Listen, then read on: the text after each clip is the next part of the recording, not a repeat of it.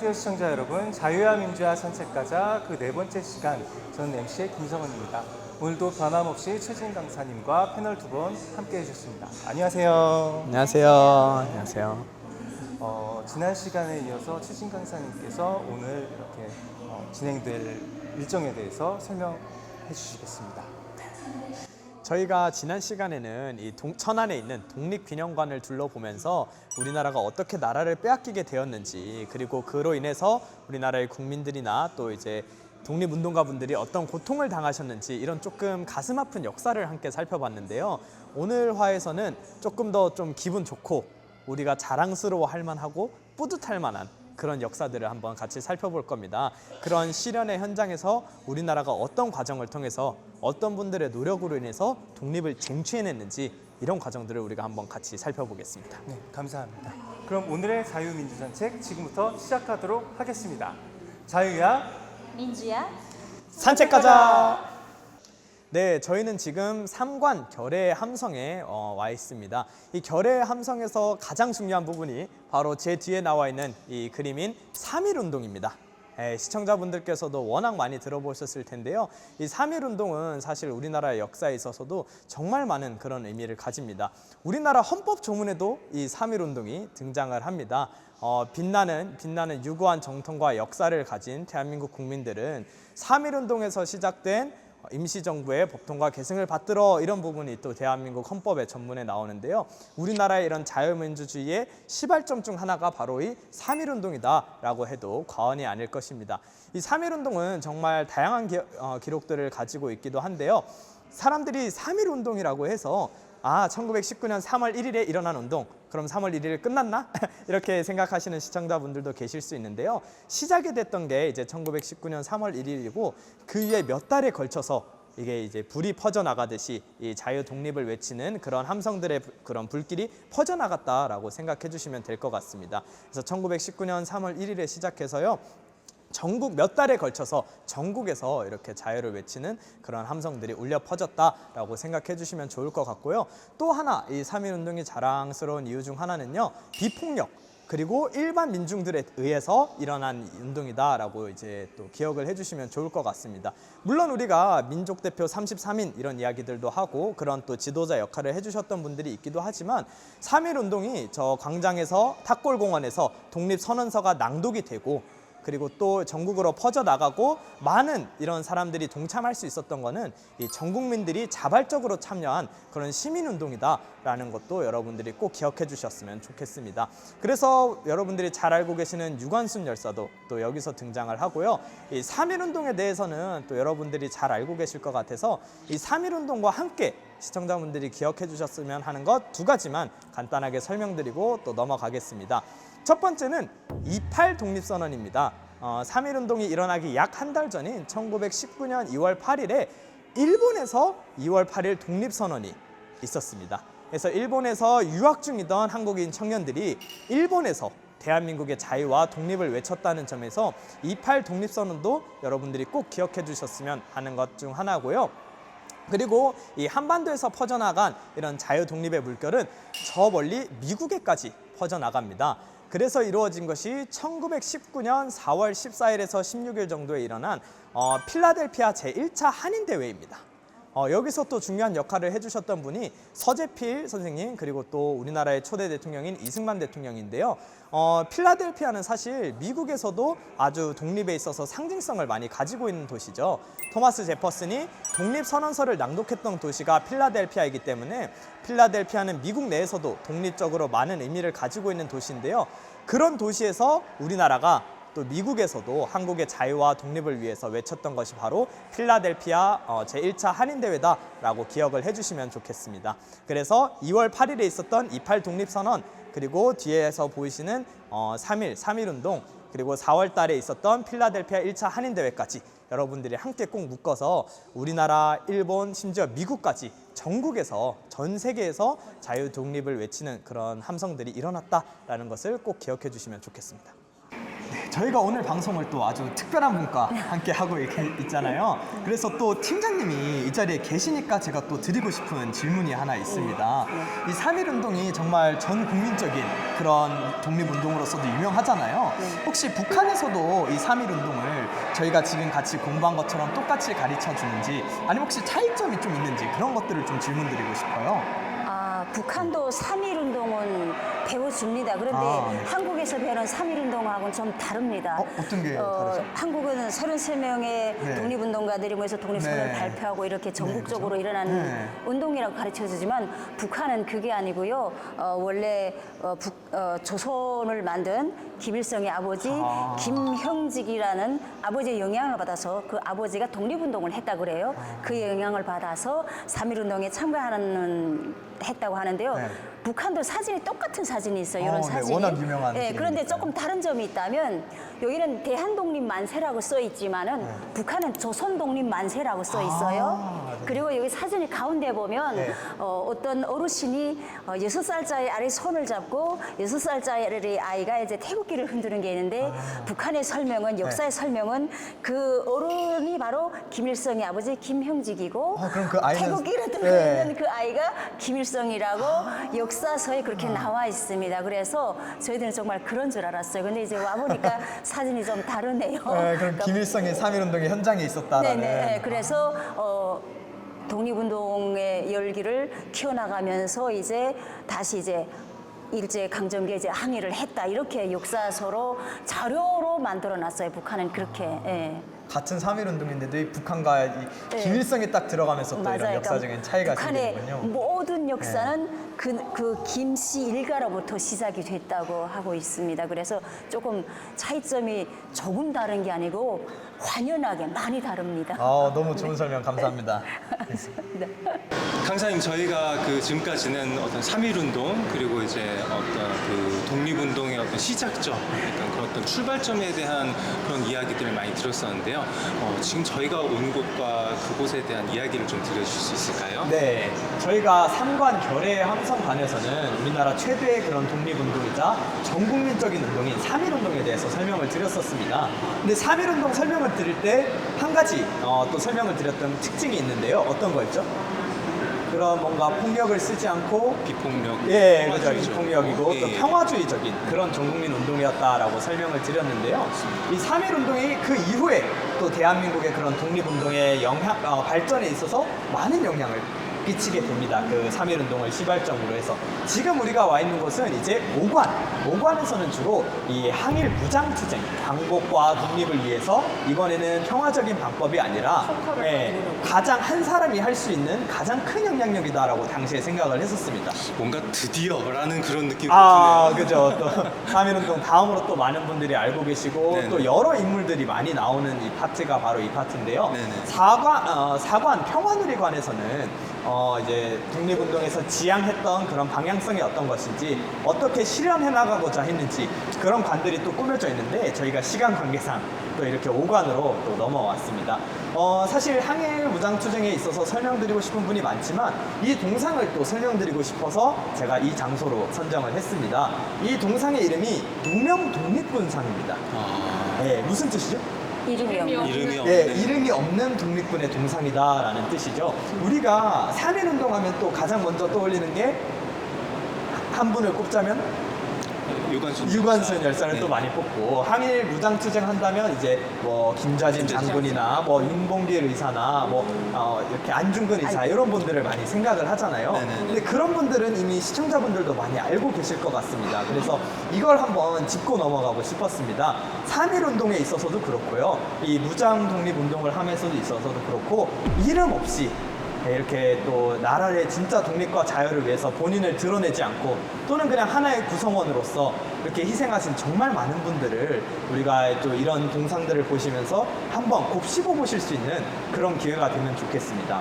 이 대한민국의 원성 히어로 같은 그렇죠.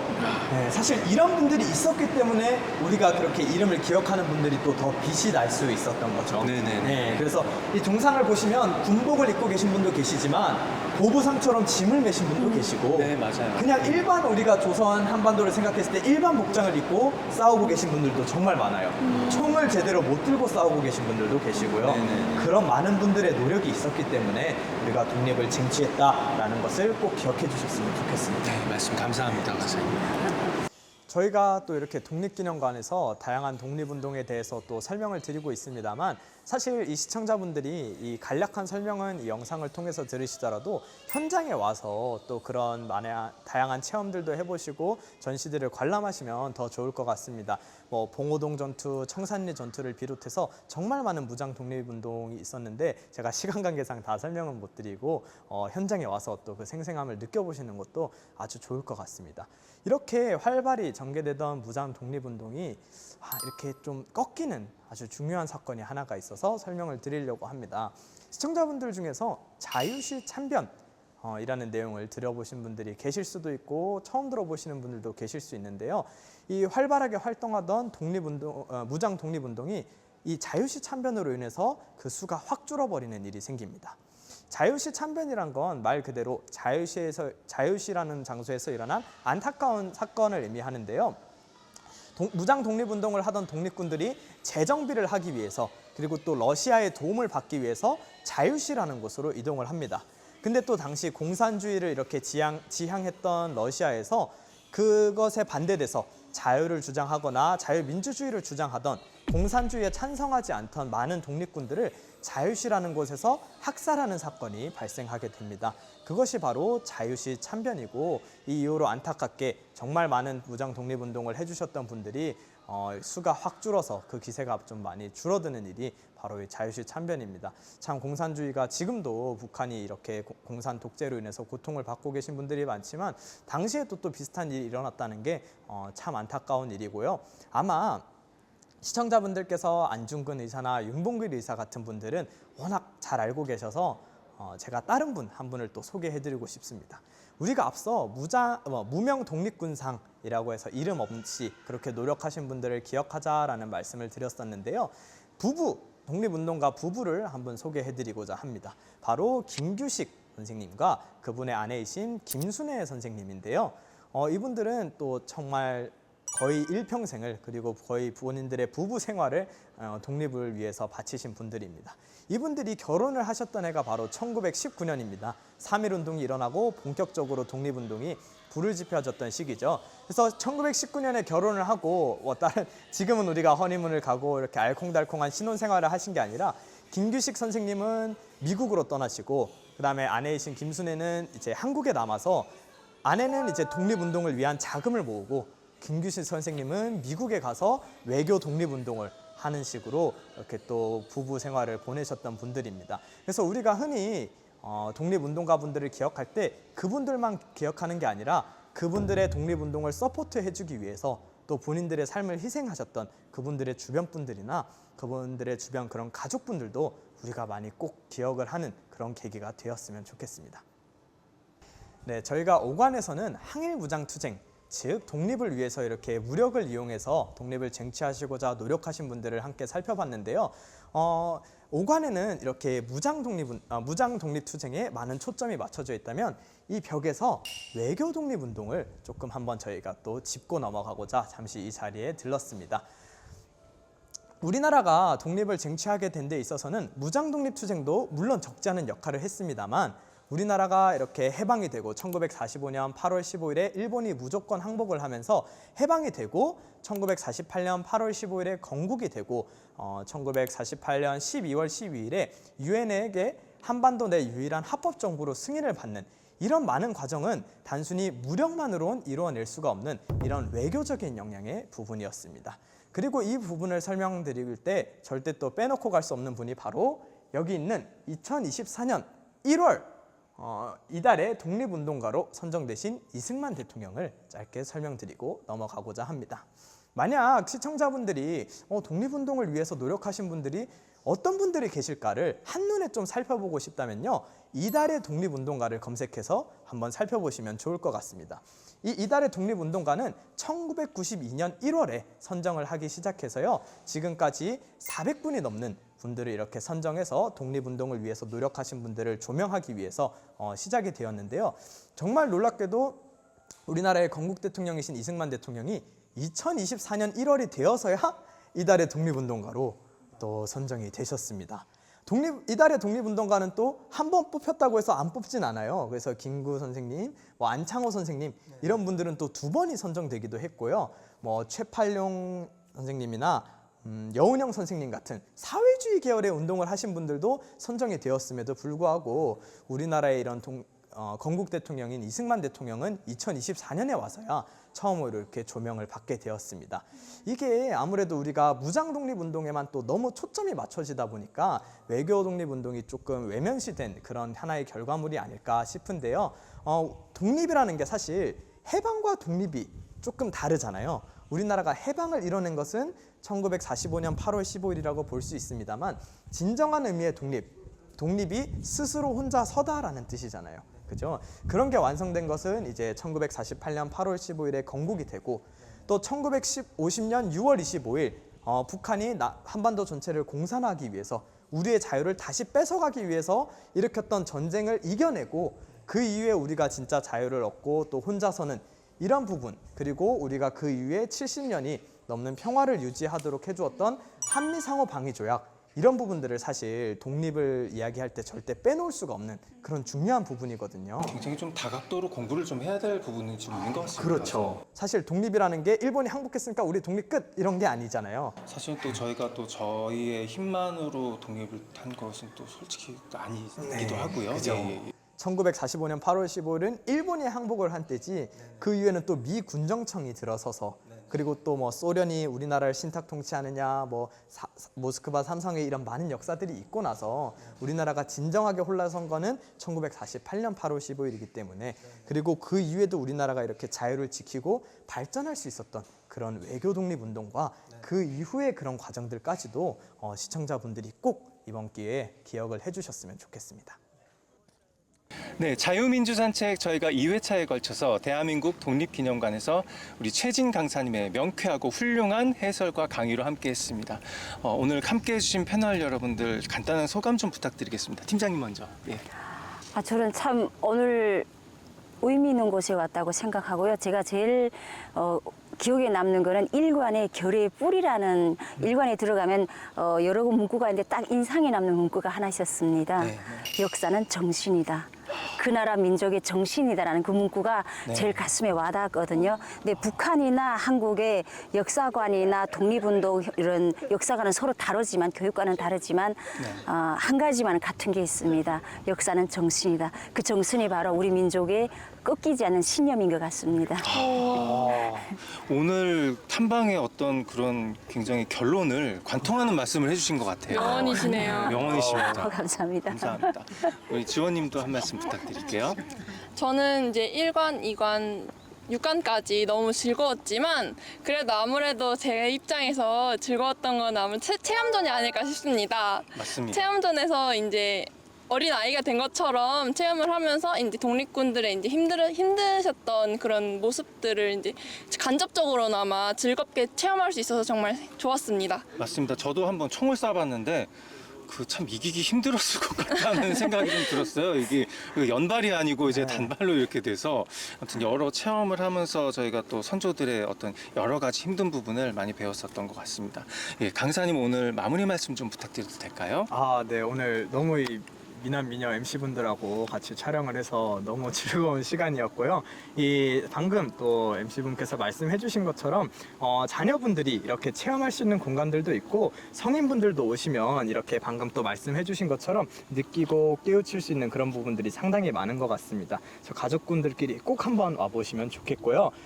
독립의 이런 과정들을 쭉 살펴봤지만 우리나라가 또 진정한 의미의 이 독립을 위해서는 결국 북한까지 한반도가 전체로 자유민주주의로 통일까지 이룩하는 그게 진짜 이 독립의 마무리 단계가 아닐까 싶습니다. 그래서 독립기념관에 와서 우리 선조분들이 노력하신 그런 현장과 그런 모습들도 한번 체험도 해보시고 공부도 해보시고 여기서 끝나는 게 아니라 우리가 이 자유민주주의 또 자유시장경제 이런 중요한 가치들을 잘 지켜나가면서 통일이 되는 그날까지 진정한 의미의 독립이 완성되는 그날까지 시청자 여러분들도 꼭 함께 해주셨으면 좋겠습니다.